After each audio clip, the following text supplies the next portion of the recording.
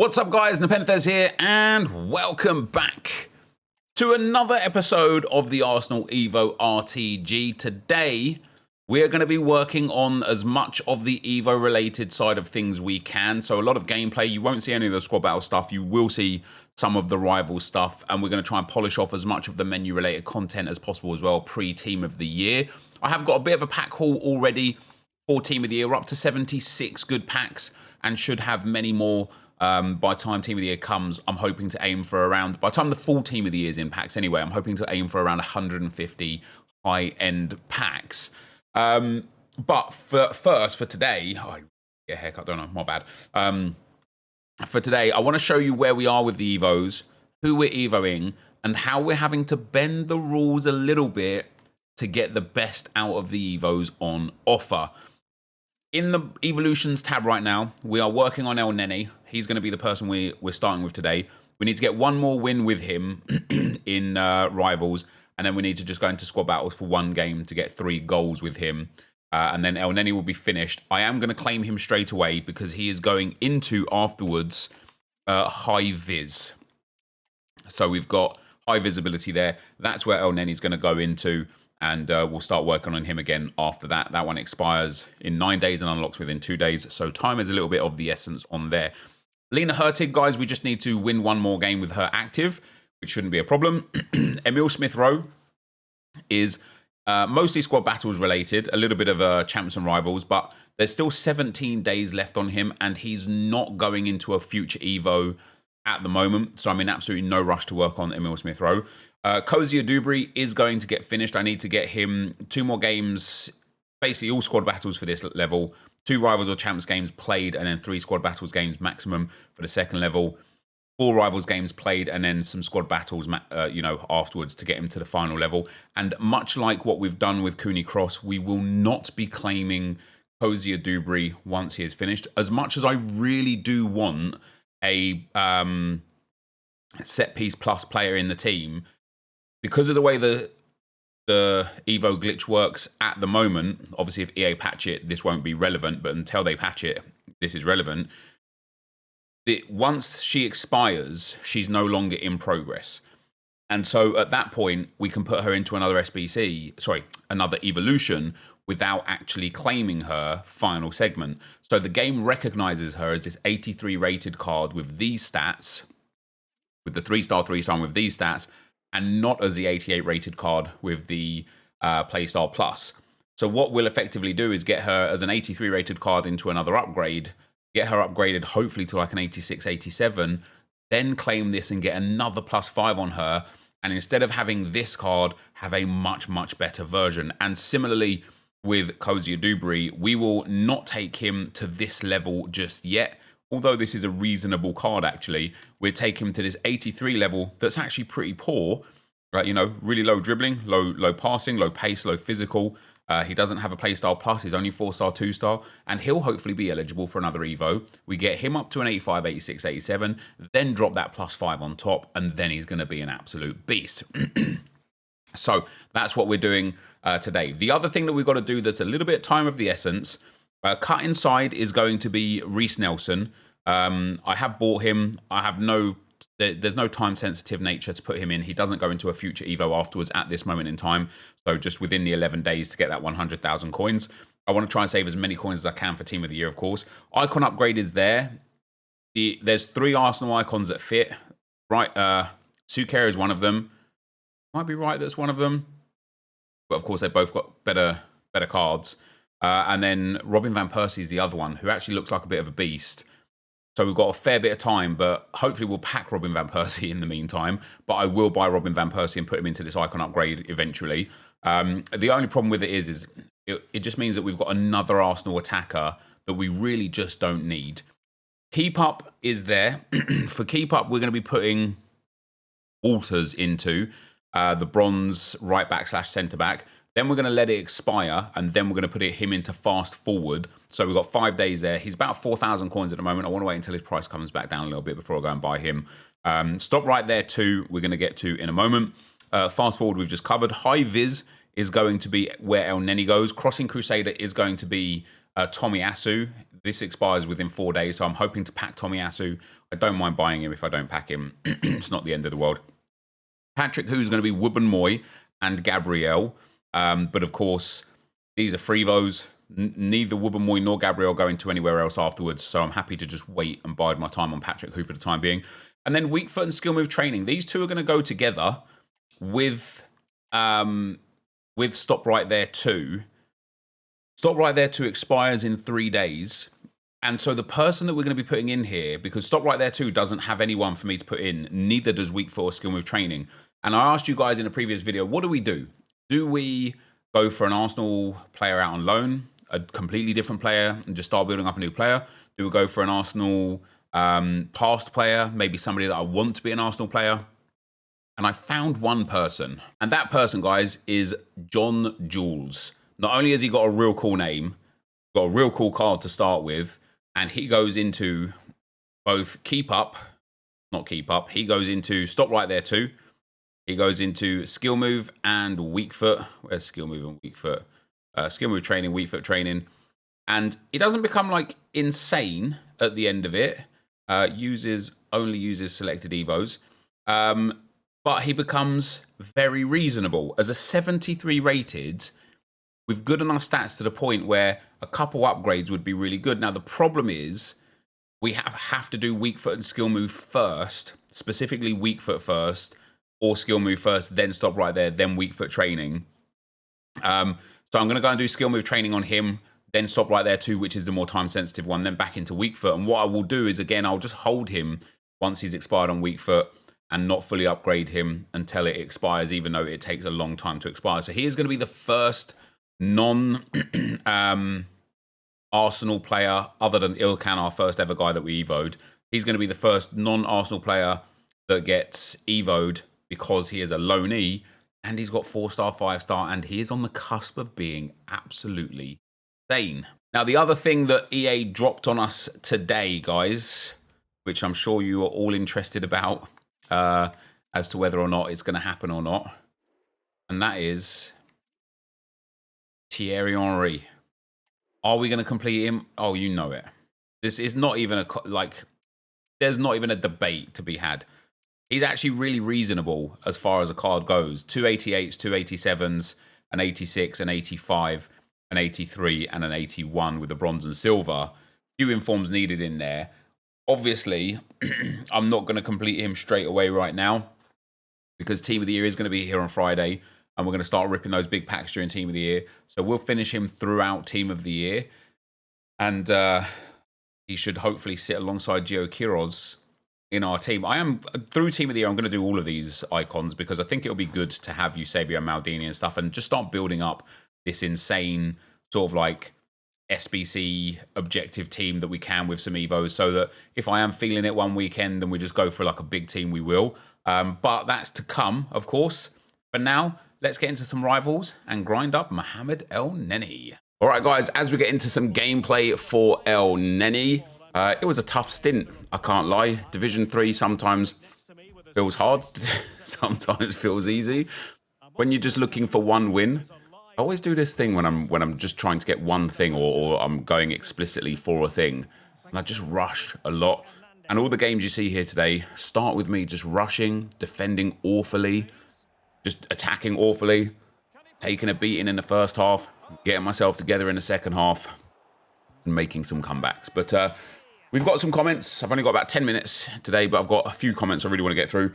The first one is from XDXD. He says, how's it going, Nep? Maybe an episode or two ago, you made a comment about how the addition of women into FC24 triggered you to get somewhat invested in the women's game, especially Arsenal. I completely agree with the initial introduction of women to Ultimate Team. I was really on the fence. Seeing women with more strength and higher overall than the men was originally a bit off-putting, but as time has gone on, you realise it means nothing and is only a positive for football and the women's game in particular.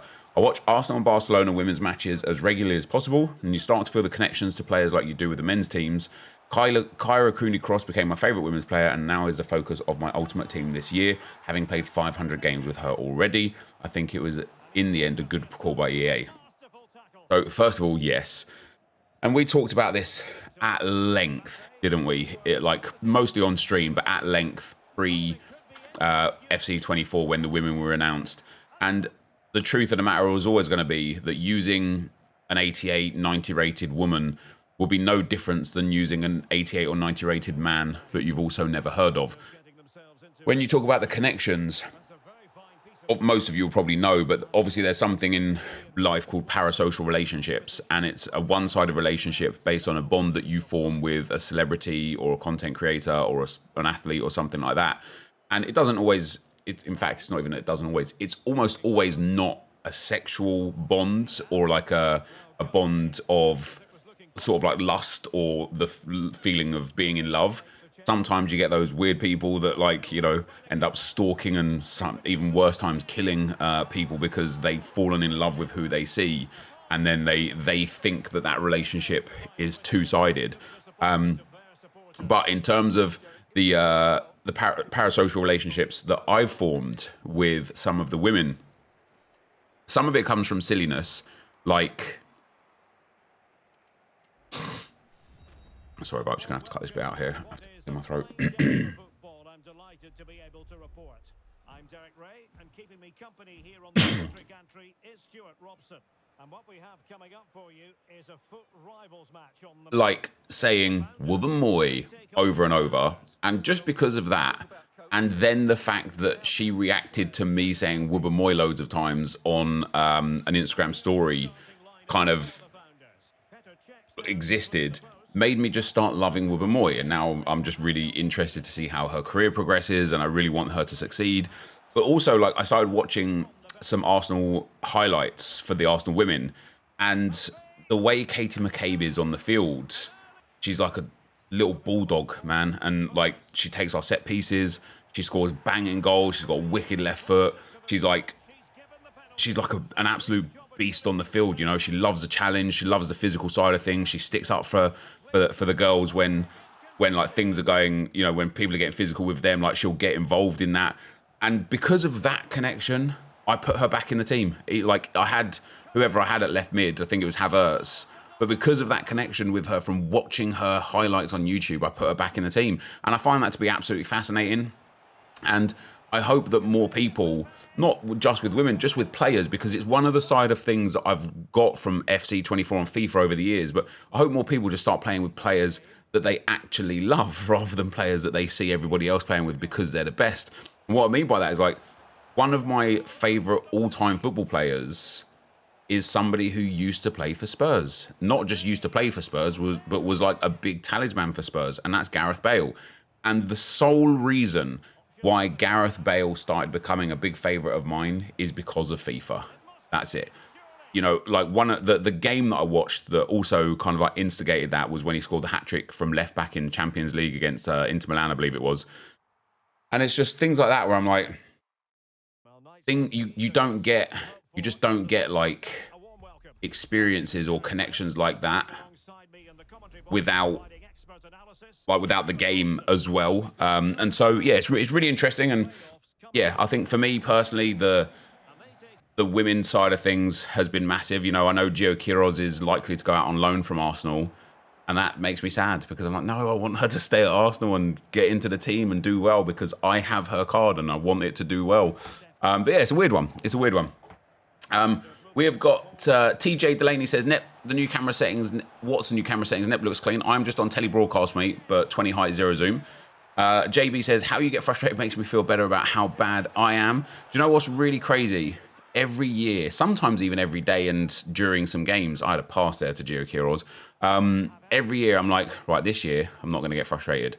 I'm just going to take it in my strides, improve, learn, grow as a player, you know, like, just stay calm, because at the end of the day, it doesn't actually matter whether you win or lose. And then I play, and then I get mad. And as much as in my head I would love to believe that I could be this zen player who takes everything in their stride, I'm set in my ways, man. I'm 39 years old. I am not going to all of a sudden just like change the way I am. So, yeah, I wish I was a bit more kind of like composed, because I would just win more if I was composed. Because, you know, when I get stressed and antsy and start rushing and being aggressive in the game, what ends up transpiring is I lose more. If I stay composed and would lose the game anyway, then it's not like I would win the game because I got aggressive in the game. So yeah, there's that. FIFA Kid says, everyone plays the same, proceeds to score loads of Travellas. One of the top comments was about this as well, but the guy was just a bit more, or one of the responses was just a bit more toxic, so I didn't want to respond to his one specifically. And this is something we've debated and talked about in depth so many times, right? When I complain about everyone scoring the same or playing the same, whilst also playing the same, the complaint isn't that they're doing this and I'm being some holier than thou, like insane content creator, an insane FIFA player that is like, you know, better than the other people. The complaint is that this game has a big issue because it is so unbalanced. Like, I can, in the same token as being very frustrated that everybody has the same team and plays the same style, I can also be part of that problem, because if you don't, you just struggle and suffer and you don't win as many. So yeah, I genuinely think it's a problem that the play style, the higher level you get up to this game, the play style is just exactly the same. And it's not my opponent's fault, it's not my fault, it's not your fault if you play the game. It is genuinely EA's fault for just not balancing this game very well at all.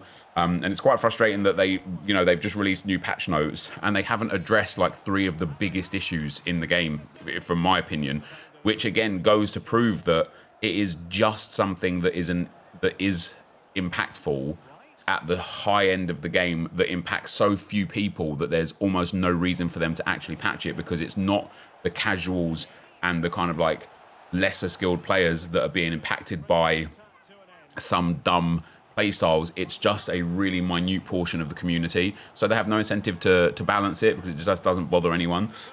Lee says, Nep, I evo Tommy Asu and play him at right back, lower rating to white, but he has better pace and whip pass is nuts. Unfortunately, the few evos prior to some recent evos I didn't put Tommy Asu into, and so I've missed out on a couple of his first initial boosts that would have given him a really nice boost to put him into the team. And if I evo him now with what's available, he's just not a very good card. I will be evoing him though. We've then got 2 more. C-Sync says, at 3:32 in the last video, stuff like this annoys with Nep's vids. You didn't defend it well, and that was right at the goal. Wide open shot of 93 Eusebio, yet he complains he scores. More often than not, and as I just talked about with me, like constantly rushing my defenders out and being aggressive with defense and like conceding bad goals from it. Like I know that, and the difference is when I'm like something will happen, sometimes even like 5 minutes earlier in the game. And this is what, like Josh keeps telling me this as well. He says you keep getting hung up on things and it leads to it impacting the way you play for the next period of time. And sometimes that's the rest of the game. Sometimes that's multiple games. Sometimes that's just a phase in the game. But he's like, and then you'll concede a goal and he says, you'll say like, that's bullshit. And he's like, I just don't see how the goal was bullshit. And the reality of the situation for me internally, like in my mind's eye, is when I concede, we're running out of time here, aren't we? Yeah. When I concede a goal and I'm like, that's bullshit, I'm almost always never actually talking about the goal. And I'm talking about something that transpired a minute ago in the game, 2 minutes ago in the game, 3 minutes ago in the game, where in my head I make a simple pass and it doesn't connect. Then I concede, and my mind internally is going, that pass up there didn't connect, and that was such an easy pass. If that just connected, I wouldn't have conceded this phase of play. I wouldn't have conceded a goal. That's bullshit. And that it's the kind of like end of that gets vocalized, and then you get the situation, rightly so, where people are looking at goals I'm conceding, and me saying like, oh, that's nonsense, EA. And people are sitting there going, nonsense? What was nonsense about that? And it's like, it's because I've already like internally like kind of like compartmentalized an issue that I haven't vocalized. And even then, if you look back on where I'm like, that should have been an obvious pass, even then it's like, yeah, I could have still done one of many other things, but that's why that happens. All right, guys, as we finish the gameplay there, I have got one more comment. that I wanted to go through, but also the patch is out. And I think something that's on everybody's mind is, did it fix the glitch that we have as an availability here for the evolutions? And the answer is no, it didn't. As you can see, I can still claim her. I have got John Jules in weak foot training. I have got El Neni now into high visibility. And we are working on Cozier Dewberry as well. I will continue to do my best to get all of these guys finished off and girls finished off by Friday. The last comment I've got, and this is one that I actually talk about a fair bit, specifically on stream, but this is even one that's gone kind of spoken about multiple times over multiple years, right? And the comment is from Mr. Wick, haha, Baba Yaga. I mean, great name, to be fair. And he says, we want Arsenal only. It's funny that Nep genuinely believes chemistry styles boost your players' stats to like 97, 98. So there's obviously a lot of people that have a lot of different thoughts and feelings in this game. And one of the comments I had on stream the other day was somebody saying, it's crazy that I think that Gio has these stats as like, because this is like better than Ronaldinho stats, but she doesn't play better than Ronaldinho.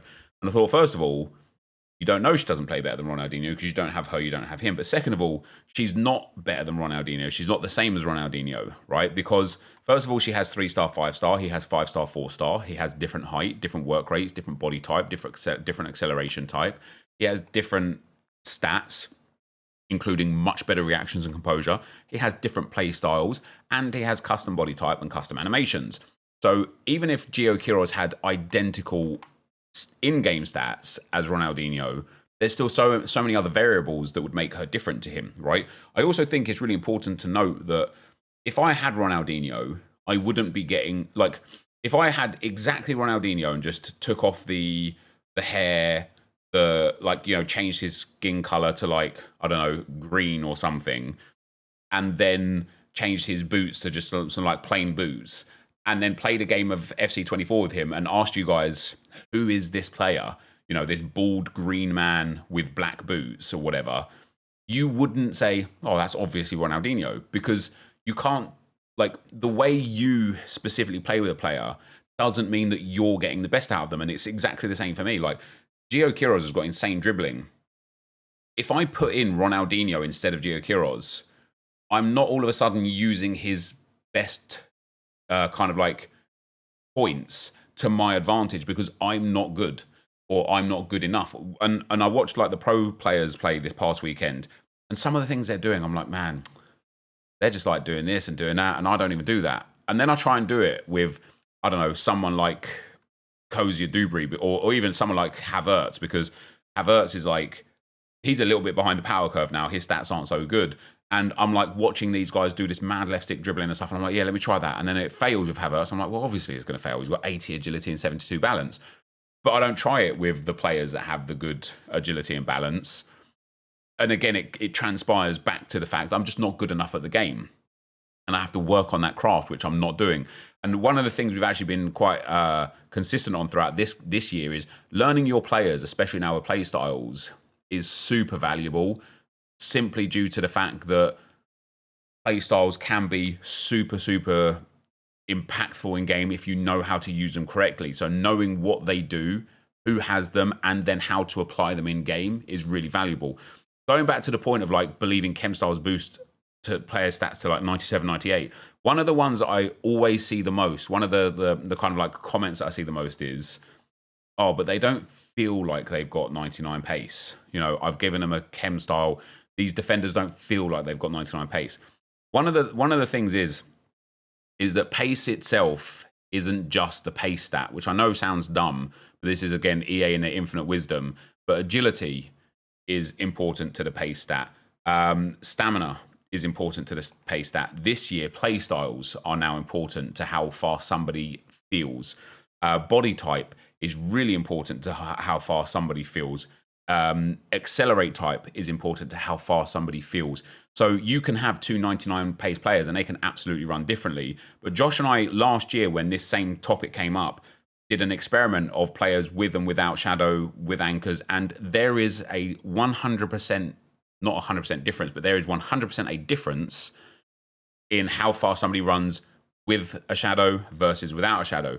I think the misconception that the community has is just how much difference like 88 pace versus 99 pace has. And the truth there is it's absolutely marginal, right? It's marginal. The difference over even the full length of the field for an 88 pace versus a 99 pace is like maybe like 3 yards or 5 yards. And so when it comes to the shooting side of things, because you know, when we look at Gio Quiroz and she's got 99 across the board in shooting stats that are impactful, and somebody says, she doesn't actually have 99 stats. They don't play to their stats. We again tested this theory last year. Not this year, granted. Maybe we'll have to do some tests this year. But we tested this theory last year with the shooting stat and the Trivela. Obviously, last year, shot power had, and I think the stats, and this is where I think also people get confused, and this is something we could actually do probably a fun test on. And we did a test as well with power shot and whether or not the chem styles and the shot power impacts power shot, and it did, and it actually did quite significantly with power shot. But one of the things that you have with shot power last year was if you had 89 or lower shot power, you got a different animation compared to when you had 90 or above shot power. And so you started seeing people on purpose not putting chem styles that boosted shot power on players, and you would get better Trivela animations. Now, if chem styles didn't work, you wouldn't get a change of animation when you boosted the shot power above the threshold. And it is crazy that 89 gave you the animation, 88, 87, 86, 85, 84, 83, 82, 81 gave you the animation, but 90 was the cutoff point. And I remember somebody saying and explaining how in Madden before, they actually explained how thresholds work. And it would be like, it would show you that when you hit above a certain point or stat threshold, it would change something. And I'm absolutely certain that that's the same in this game. Like, I personally think, for example, the difference between 89 and 90 finishing is more significant than the difference between, say, 90 and 95 finishing, because I believe it puts you in a different stat threshold. And that would be a really fun one to test, actually. I don't know how we'd test that or what experiments we'd do. But basically, as always, I've waffled on for ages, but going back around the houses to the point, if you don't believe chem styles work, if you believe that they're a fallacy, you probably still use them anyway. But if you don't believe they work, I would urge you to have a few games in like Rivals or Champs or whatever, and put the wrong chem styles on players. So for your centre backs, go and put finisher on them, boost their shooting and passing. For your fullbacks, go and put probably the same. Probably put finisher on your defenders. On your midfielders, go and put like artist. Go and boost just passing and dribbling. And on your strikers, go and put sentinel and boost just defending and physical. And I guarantee you will notice the difference. It won't be a significant difference. It's not going to mean that you're going to go from winning 11 to winning 6, or winning 14 to winning 9. You're probably still going to get in the same win range, but you will notice the difference. On the last side of things here, guys, we did get an upgrade on the FC Pro Live cards, and Willian is now outrageously good, isn't he? Look at that. But for today, that is going to be the end. I didn't think I was going to be banging on about a few bits there as long as I was. This ended up being a much longer video than I thought it would be. But thank you as always for watching. Hopefully you enjoyed it, and I'll see you next time. I'm out. Peace.